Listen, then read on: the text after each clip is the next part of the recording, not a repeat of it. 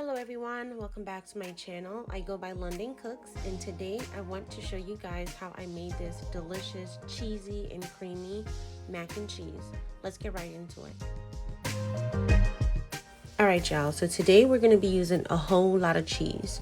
I have Monterrey and Colby jack cheese along with mozzarella cheese in this bowl. I also have some shredded cheddar cheese, and this is in the mild flavor. Each of these bowls, I believe, have about 1.5 cups of cheese in them, and this is 1/2 of a 16-ounce block of cheddar cheese, which I shredded and cut into cubes. I'm also using Velveeta cheese, and this is so bomb, you guys, and very important for this recipe. A stick of salted butter, which I'm only going to be using 1/2. I'm also going to be using a little garlic powder just for some extra added flavor. Some paprika for garnishing and for a beautiful finishing color, a little bit of salt, and a little bit of black pepper. To get our mac and cheese nice and creamy, we're going to be using evaporated milk, and most importantly, we have our elbow mac and cheese, and this is about 1/2 box. I first got started by preparing my elbow mac and cheese according to the instructions on the back of the package, and I did add a little bit of salt to my boiling water.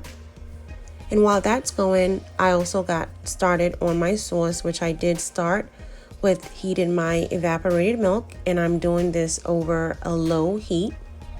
I'm also using the entire can as I do want this to be nice and creamy. And I went in with about 1/2 teaspoon, if so much, of black pepper and a dash of salt. I would definitely encourage you to taste your sauce, as you don't want it to be too salty. I did also go in with that Velveeta cheese, and you may just have to give this just a little bit of whisking just to ensure that it gets nice and smooth in your sauce.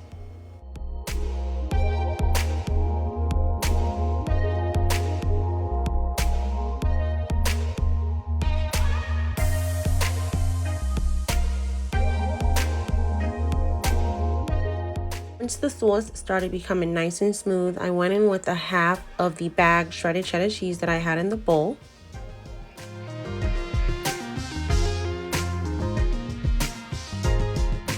The very last thing that I'm going to do is to go in with about 1/2 teaspoon of garlic powder, and then turn my heat off as my sauce is nice and smooth and ready, and it was done at this point.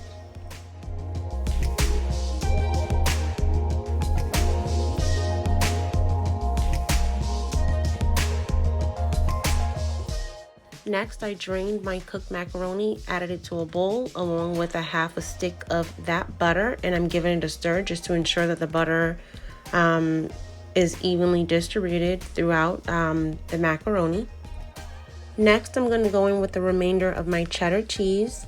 I'm going to also go in with the mozzarella cheese, the Monterrey jack, and also the Colby jack cheese, and I'm going to give this a stir just to ensure that my cheese is evenly distributed.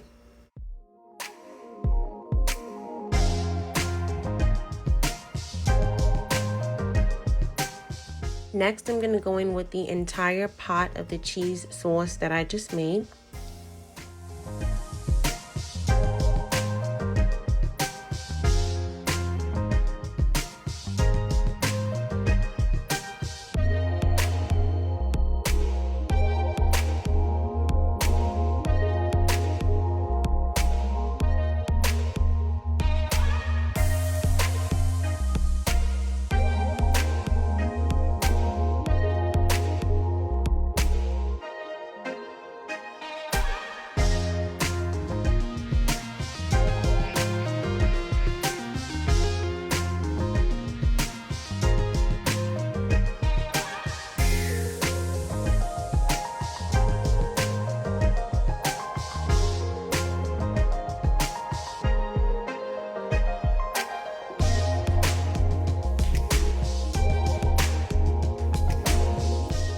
Prepared my bacon dish by spraying it with some cooking spray, and at this point in time my oven was already preheated to 375 degrees. I'm now going to put my mac and cheese in my baking dish, and I'm going to put little cheese bombs in there, which I'll show you guys exactly what I'm talking about.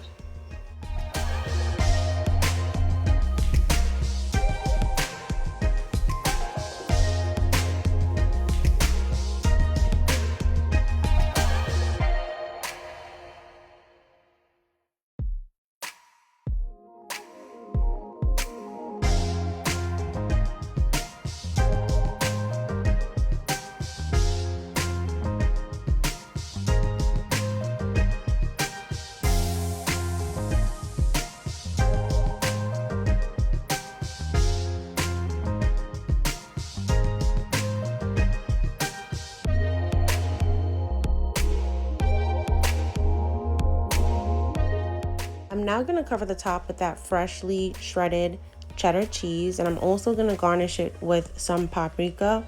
And I promise you guys, you will not taste the paprika, but it gives the mac and cheese such a beautiful color once it's done.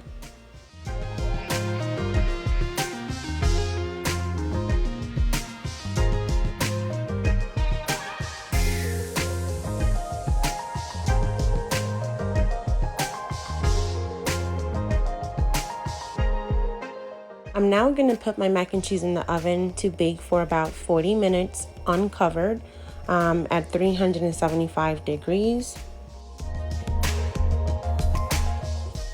My mac and cheese is now done, and you guys, when I saw it, I was speechless.